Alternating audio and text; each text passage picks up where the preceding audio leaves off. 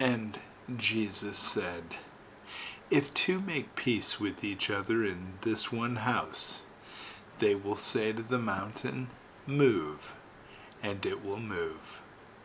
Friends, I'd like to tell you a short story based on these words from Jesus Christ. Millfield was the kind of small town you'd find on a faded map of America.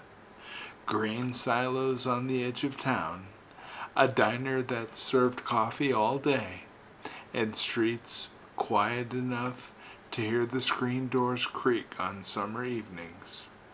Folks smiled in passing, but underneath the warmth lived quiet grudges that stretched across years. At the heart of it all were Sam and Ben Carter. They were two brothers known for their strength, their work ethic, and, most famously, their stubbornness.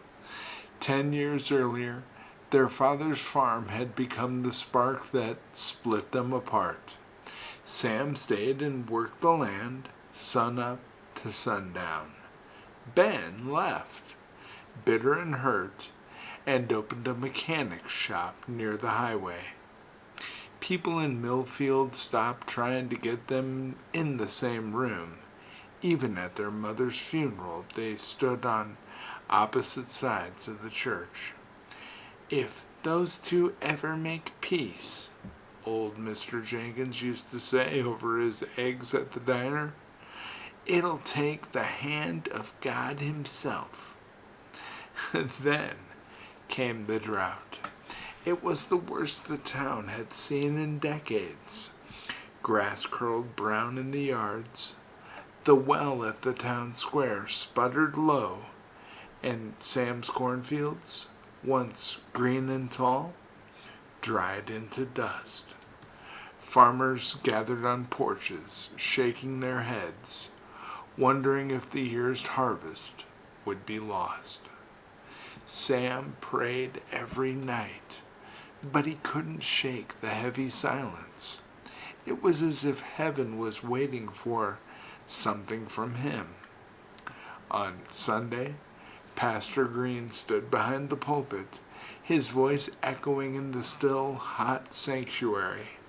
He read a saying of Jesus not often preached.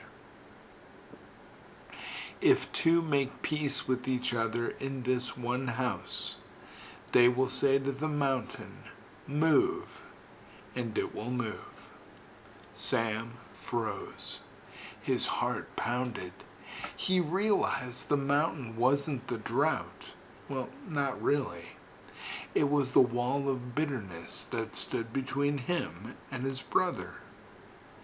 The next morning, Sam walked into the only place he knew Ben would be, Millfield Diner. The bell above the door jingled and conversations stopped. Everyone knew the Carter boys didn't share spaces. Ben sat at the counter with a cup of black coffee. His jaw tightened when he saw Sam, but he didn't move.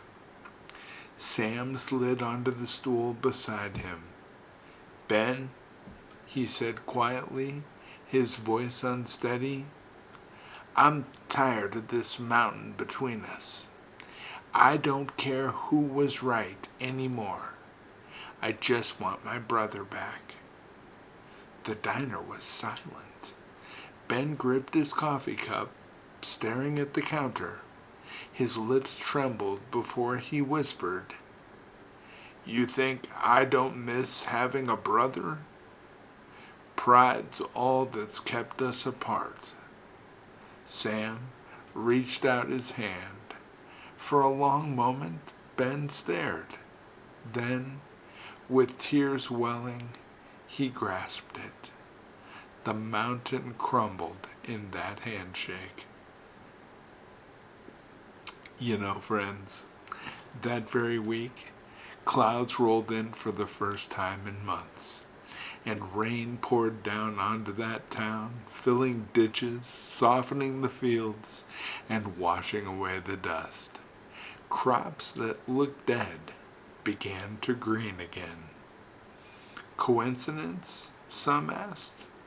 But many believed Millfield had witnessed Jesus' words, alive and true, that when two made peace, heaven moved. And from then on, the Carter boys were inseparable. Sam worked the farm and Ben kept the tractors running.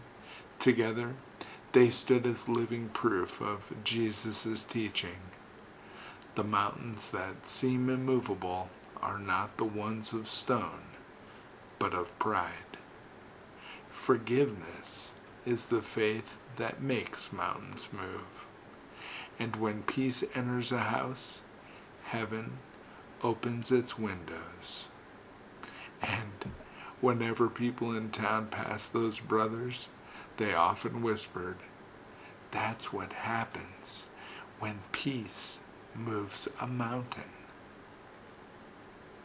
I think the lesson here, friends, is that Jesus shows us that reconciliation isn't just healing for two people. It's the kind of faith that unlocks God's power, turning drought into rain and division into blessing. And God bless you.